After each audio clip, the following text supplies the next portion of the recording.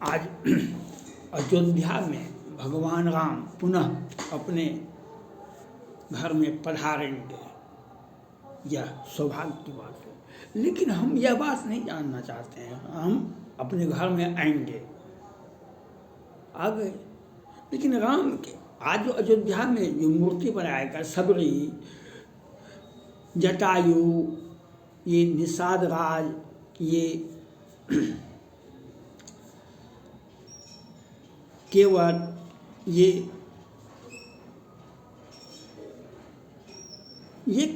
कौन है? आज जो भगवान राम का पुनः नए घर में प्रवेश कर रहे हैं, यह और ये सबरी, ये जटायु, ये केवट, निषाद राज, सबरी, ये सब क्या है? आज माननीय प्रधानमंत्री नरेंद्र मोदी जी ने, उत्तर प्रदेश के माननीय मुख्यमंत्री आदित्यनाथ योगी जी ने हिंदुओं को एक संगठित और उन्हें अपने दिव्य ज्ञान का प्राप्ति करवाया। जिस प्रकार से राम के जीवन में सबरी, जटायु, निषाद राज, केवट थे, आज उसी प्रकार हिंदुओं को एकत्रित करने का प्रयास किए माननीय प्रधानमंत्री नरेंद्र मोदी जी ने और उत्तर प्रदेश के माननीय मुख्यमंत्री आदित्यनाथ योगी जी ने। इसीलिए इंडी गठबंधन जातिगत जनगणना के लिए बेचैन थे, इंडी गठबंधन जातिगत जनगणना के लिए बेचैन थे। अब उनका तो हंडिये फूट गया। आज कल वह सिंह टाइटल का सिख ठाकुर दिलीप सिंह के सौजन्य से वहाँ पर अयोध्या में भंडारा चलता है। सिख बंधुओं की तरफ से उन्हें बताए कि हिंदू धर्म के 4 स्तंभ हुए, हिंदू धर्म, जैन धर्म, सिख धर्म और बौद्ध धर्म। ये चारों और उनके ग्रंथ के मुताबिक रघुवंश में रामचंद्र जी इनके गुरु महाराज थे, गुरु के गुरु थे। तो आज प्रधानमंत्री नरेंद्र मोदी जी ने, उत्तर प्रदेश के मुख्यमंत्री आदित्यनाथ योगी जी ने सभी हिंदुओं को एक छाते के नीचे, एक छतरी के नीचे, जिस प्रकार से राम ने यही किए थे, सबरी के आश्रम में जाकर के केवट के आज्ञा को स्वीकार करते हुए नाव पर पार हुए, सबरी के आश्रम में जाकर के उनके बैर खाए, उनका दुख सुना, अपना दुख सुनाए। तो समाज में जब आप एकत्रित रहेंगे तो दूसरे का दुख सुनना भी हमारा धर्म है, अपना भी दुख सुनाना हमारा धर्म है।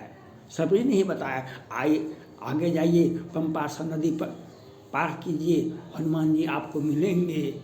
तो हनुमान जी से मिले, ये वनवासी थे। हनुमान जी ने कहा, आप कौन हैं? कठिन भूमि कोमल पदगामी, कवन है तो विचरो वन स्वामी। आप राजपूत हैं, राजा हैं, आप इस जमीन पर क्यों चल रहे हैं? कठिन भूमि कोमल पदगामी, कवन है तो विचरो वन स्वामी। भगवान राम ने कहा, हम राजा दशरथ के पुत्र राम और लक्ष्मण हैं, हमारे साथ एक सुंदर नारी थी, इसको यहाँ पर निश्चर ने हरण कर लिया। मतलब, हे वानरराज आप कौन हैं? तो हनुमान जी ने उनका पैर पकड़ लिया, कहा, एक मंदमय कुटिल मनो हृदय, एक मंदमय मोह बस कुटिल हृदय अज्ञान पुण्य पव मोहि विसारहूँ दीन बंधु भगवान। एक मंद मोह बस कुटिल हृदय अज्ञान अपुण्य पव मोहि विसारहूँ दीन बंधु भगवान। अगर मैं तो अपने कुटिल जान करके, हनुमान जी सुग्रीव के मंत्री थे, सुग्रीव के मंत्री थे, उनको भय था कि कहीं बाली आ जाएगा हमको मार देगा।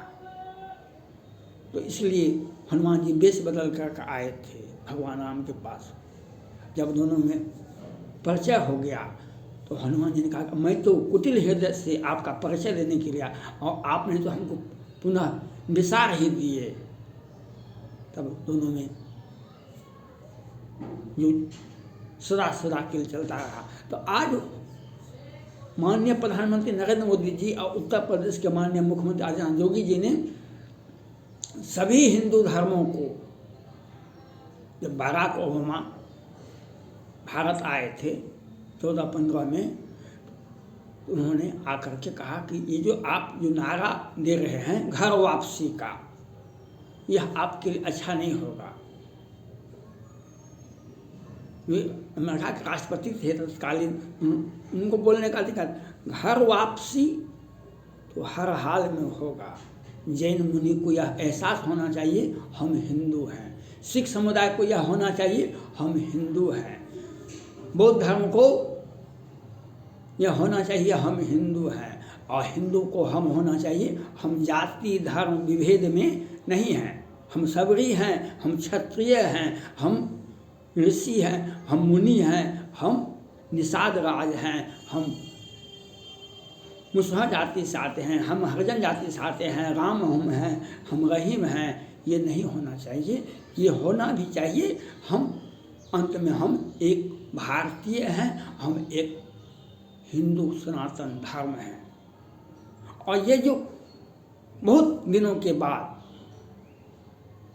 स्वामी विवेकानंद ने कहा था अमेरिका में, गर्व से कहो हम हिंदू हैं, और उन्होंने यह भी कहा था मानव की सेवा ही ईश्वर की सच्ची सेवा है, मानवता की सेवा ही ईश्वर की सच्ची सेवा है। भगवान राम यही किए। आज उस बात को प्रधानमंत्री नरेंद्र मोदी जी, उत्तर प्रदेश के माननीय मुख्यमंत्री आदित्यनाथ योगी जी ने हिंदुओं को एक विचारधारा, एक राम के नेतृत्व में आप सभी हिंदू हैं और राम का कार्य करवे बिना मुहि कहाँ विश्राम। आज राम का भव्य ऐतिहासिक मंदिर बना है।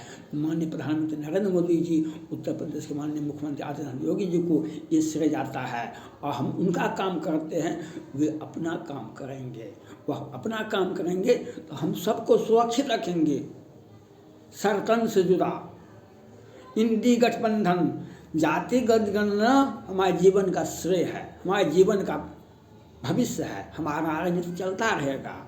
और जातिगत गणना कराने वाले कि आँख कटोरा लेना पड़ेगा, आँख से आंसू जो बहेगा तो वह कटोरा में होना चाहिए, वह भर जाएगा।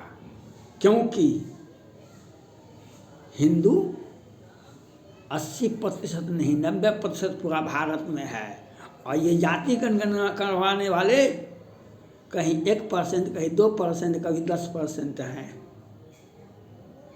तो ये कैसे चलेगा? सरकार कैसे बनेगी? डेमोक्रेसी में सरकार कैसे बनेगी? 80% 90% जिसका होगा जनसंख्या, जिसका वोटर होगा, वही तो सरकार बनेगी, वही तो सत्ता में आएगी। आप विभेद करने का राम ने, सबरी ने प्रश्न किया था, जो आप तो राजा हैं और आप हमारे दरवाजे पर आए हैं। राम ने कहा नहीं, मैं जाति पाति धर्म बुराई नहीं मानता। मैं नवधा भक्ति, नवधा भक्ति का मतलब 9 तरह की भक्ति के साथ साथ 9 तरह की नीतियाँ अपनाई गई। 9 तरह का नीति उन्होंने भगवान राम ने व्याख्या किया। तो मैं एक ही मानता हूँ, एक भक्ति का नाता मानता हूँ, एक मानवीय प्रेम होना चाहिए। भगवान कृष्ण ने कहा था अन्यन्नास चिंतन्तो मायदोपास तेषानि भुक्ताना योग संभव्यम। और आपको मैं बता देता हूँ, सकल विघ्न व्यापहि निहिते ही राम सुख कृपा बिलो को ही जाहि। सकल विघ्न व्यापहि निहिते ही राम सुख कृपा बिलो को ही जेहि। बाघों सन्मुख गए न खाई, बाघों सन्मुख गए न खाई, कोई बाल बांका आपको नहीं कर सकता है। आपको यह ज्ञान होना चाहिए, लेकिन वह राम के चरण में आप हिंदू बन करके रहिए। राम के चरण में प्रेम होना चाहिए। मुद्दत लाख बुरा चाहे तो क्या होता है, वही होता है खुदाए मंजूर होता है। आज भगवान राम का भव्य ऐतिहासिक मंदिर बन रहा है। पूरे विश्व के लोग आज भारत आए हैं, भारत में अयोध्या गए हैं, और ये संदेश युगों युगों तक रहेगा। जो हम सनातनी हिंदू हैं और ये जातिगत जनगणना करवाने पाने वाले ये 3% भी नहीं है, 2% भी हैं, 100 में 90 हमारा है, 10 का शासन नहीं चलेगा, नहीं चलेगा। और रामचरितमानस पर बैन लगाओ, रामचरितमानस पर बैन लगाओ, और राम पर आरोप लगा रहे थे। ये वही थे जिसने कार सेवकों पर गोलियां चलाई थी, जिसने आडवाणी जी को गिरफ्तार किया था। वही अपना सत्ता बचाने के लिए और एक धर्म विशेष का वोट लेने के लिए अपना और जातिगत जनगणना समाज में उन्माद पैदा करने के लिए हम घोटाला करेंगे ना। कल तक हमारे खानदान में कोई नहीं था इनकम से जानने वाला। जब से सत्ता मिला है ना, तो क्या 1000 करोड़ का संपत्ति मिल गया। हम सत्ता कैसे बनाए रखे, इसके लिए जातिगत गणना करवाओ। जहाँ पर राम है वहीं पर सुख है, जहाँ पर कृष्ण है वहीं पर सुख है, जहाँ पर राम है वहीं पर सत्ता है, वहीं पर राम है।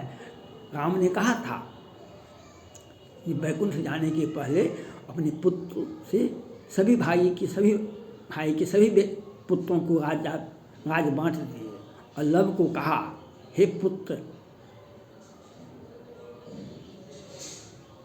आप राजनीति को गले लगाना। हे पुत्र, आप राजनीति को गले लगाना। इसलिए राजपूत का राजनीति में ऑलराउंड डेवलपमेंट होगा, लेकिन वह राम के शरण में रह करके ही हो सकता है। राम विमुखिया हाल तुम्हारा, रहा नुकुल में रोवन हारा। राम विमुखिया हाल तुम्हारा, रहा नुकुल में रोवन हारा। यह बात को भी समझना चाहिए। जो कहते थे हम कसम राम का खाते हैं, मंदिर वहीं बनाएंगे हम, लेकिन तारीख नहीं बताएंगे। हम तारीख नहीं बताएंगे। फिर तारीख वाले जाके देखे, तारीख जाके पढ़े, देखे जो तारीख क्या होता है। आज 22 जनवरी को राम अपने पुनः घर में वापसी होगा, और आपके लिए कृष्ण भगवान के पास में सुदर्शन चक्र था। जब शिशुपाल ने अपना मर्यादा नांग दिया तो कृष्ण भगवान का सुदर्शन चक्र निकला और शिशुपाल का घेंट काट दिया। कृष्ण भगवान का जब अपमान किया तो कंस का घेंट काट दिया गया। ये कृष्ण भगवान के समय में भी था, आज राम के समय में भी है। इसलिए हिंदुओं के साथ आंख उठाकर मत देखो। ये राम का संदेश है, ये राम का संदेश है, ये मोदी और योगी का संदेश है। यह समझना पड़ेगा आपको। थैंक्स।